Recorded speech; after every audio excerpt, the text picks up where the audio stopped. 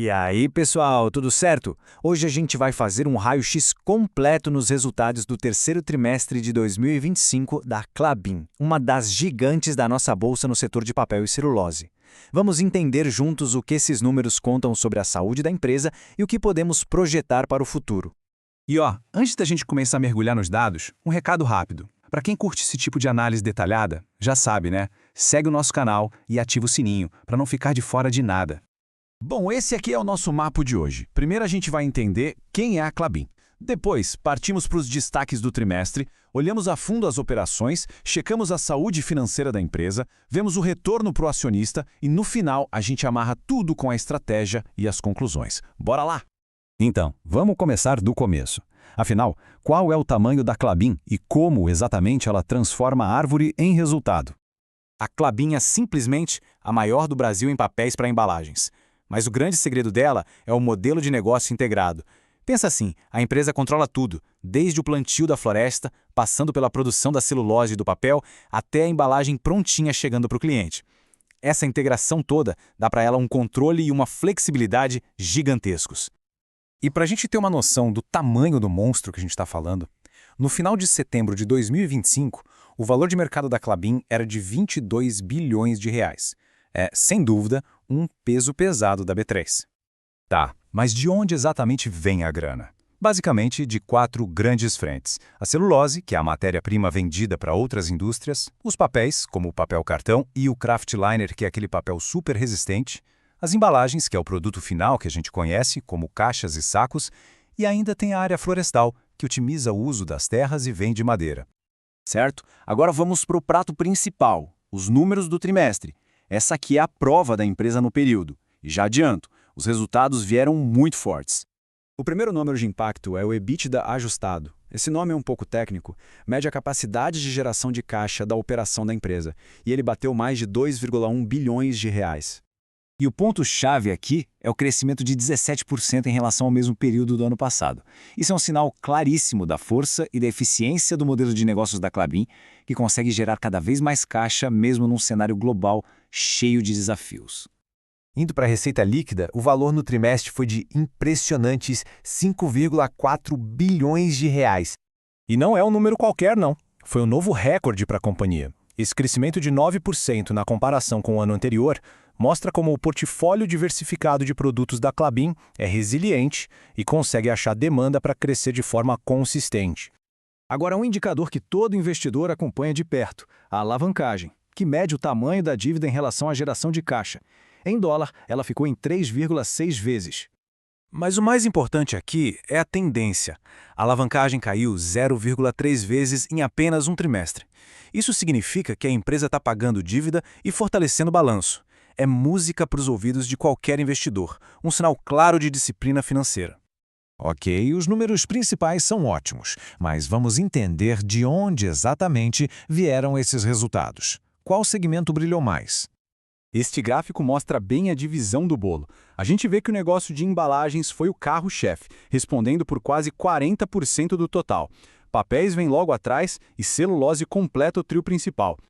Agora, olha que interessante essa comparação. O segmento de embalagens teve um crescimento espetacular de 20% na receita, muito por causa do agro brasileiro exportando com tudo. Papéis também teve um desempenho excelente, com alta de 11%. Já a celulose sentiu a queda dos preços lá fora, mas mostrou resiliência ao compensar parte disso vendendo um volume maior. E este quadro de volumes confirma a história. O volume total de vendas cresceu 14% em um ano. O grande destaque foi a celulose, com um salto de 25% no volume vendido. Isso mostra uma capacidade comercial e operacional muito forte.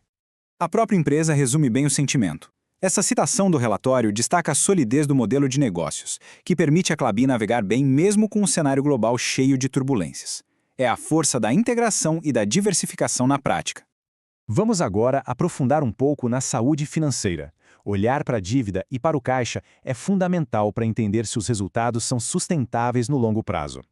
E este gráfico ilustra perfeitamente o que a gente falou antes. A trajetória da alavancagem medida em reais é de queda livre. Saiu de 4,1 vezes há um ano para 3,3 vezes agora. É um movimento consistente e muito saudável.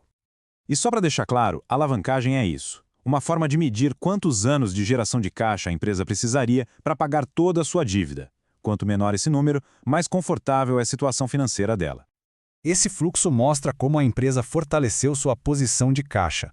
Começou o trimestre com 8,1 bilhões, gerou quase 700 milhões de caixa livre, ainda captou mais 2,1 bilhões em outras operações, pagou 1,1 bilhão de dívidas e terminou com robustos 9,7 bilhões de reais em caixa. Uma verdadeira fortaleza. Tudo isso é ótimo para a empresa, mas e para quem investe? Vamos ver agora as métricas de retorno ao acionista. Começando pelo dividend yield, que mede o retorno em dividendos em relação ao preço da ação. Nos últimos 12 meses, ele foi de 5,5%. Esse percentual representa nada menos que 1,3 bilhão de reais distribuídos aos acionistas no último ano. É um retorno bem atrativo, principalmente para uma empresa que também está crescendo e reduzindo dívida. Agora, uma métrica ainda mais poderosa, o Free Cash Flow Yield, ou retorno do fluxo de caixa livre, que foi de impressionantes 12,6%. Esse indicador é como se fosse um superdividendo. Ele nos diz que para cada R$ 100 de valor de mercado, a Klabin gerou R$ 12,60 em caixa livre no último ano. É um número extremamente forte, que mostra a incrível capacidade de transformar operações em dinheiro de verdade. E para fechar a análise de retorno, temos o ROIC, que mede a eficiência com que a empresa usa todo o capital investido nela para gerar lucro. O indicador está em 11,4%. E o ponto mais legal é que ele está melhorando. Um ROIC que sobe, mesmo que seja um pouquinho, significa que a Klabin está conseguindo extrair cada vez mais retorno de cada real investido, se tornando mais e mais eficiente. Finalmente, vamos juntar todas as peças e olhar para frente. O que esses resultados nos dizem sobre o futuro da Klabin? Um ponto importante para o investidor ficar de olho é o cronograma de manutenção. O quarto trimestre vai ter paradas em 2 unidades importantes. Isso pode impactar a produção no curto prazo, mas é algo totalmente planejado e necessário. Em 2026, por outro lado, o cenário já volta a ser mais favorável. A Klabin também reforçou muito seu compromisso com a sustentabilidade. E por que isso importa? Porque a adesão a essas iniciativas globais e atrelar a dívida a metas ESG pode significar um risco menor percebido pelo mercado e acesso a capital mais barato no futuro. Então, para resumir, tivemos receita recorde, geração de caixa sólida, dívida em queda, forte retorno ao acionista e uma resiliência operacional que superou o mercado. Foi, sem dúvida, um trimestre excelente. E aí, quais foram as impressões sobre esses resultados? A performance da Klabin surpreendeu? A seção de comentários está aí para a gente continuar essa conversa. E para quem gosta de ver a teoria na prática, fica o convite para assistir aos vídeos da nossa carteira pública aqui do canal, onde a gente mostra os investimentos feitos com o nosso próprio dinheiro com total transparência. Agradecemos muito a companhia de todo mundo até aqui. É importante seguir o canal para não perder nenhuma das nossas futuras análises. E fica uma pergunta para reflexão. Com a casa em ordem, dívida caindo e caixa subindo, qual deveria ser o próximo passo da Klabin? Começar um novo ciclo de grandes investimentos para crescer ainda mais? Ou focar em distribuir essa forte geração de caixa para os acionistas? Fica aí a reflexão. Até a próxima!